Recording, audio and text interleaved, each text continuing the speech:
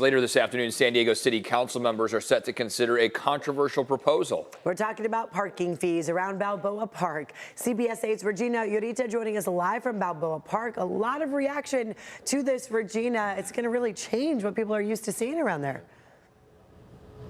Yeah, definitely. And I'm sure a lot of people are upset about it just because paid parking is not something that we all tend to be happy about. But that's why there's been a lot of pushback. Now, the San Diego City Council is expected to consider whether to implement parking fees at Balboa Park. They had recently introduced $2.50 per hour, but a daily rate of $12. There is a discounted rate of $6 for city residents, but that wouldn't take effect until next year.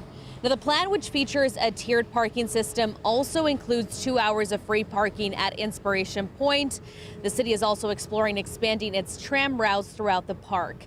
Council introduced the ordinance as a way to address a growing budget deficit, so the parking fees are expected to generate an estimated $11 million, which has already been factored into the current city budget.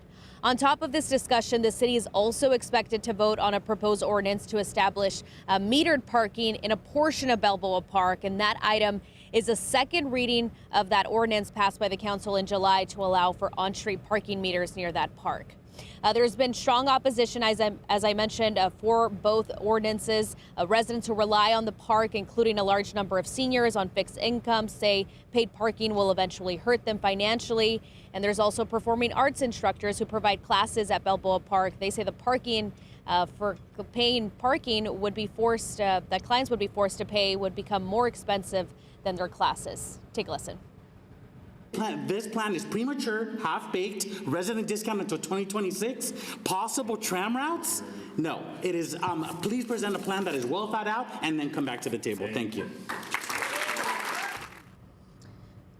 And so today the city will announce whether to change it or to implement more policies into this. They could vote in favor or against it. That is something that we'll know during their 2 p.m. session.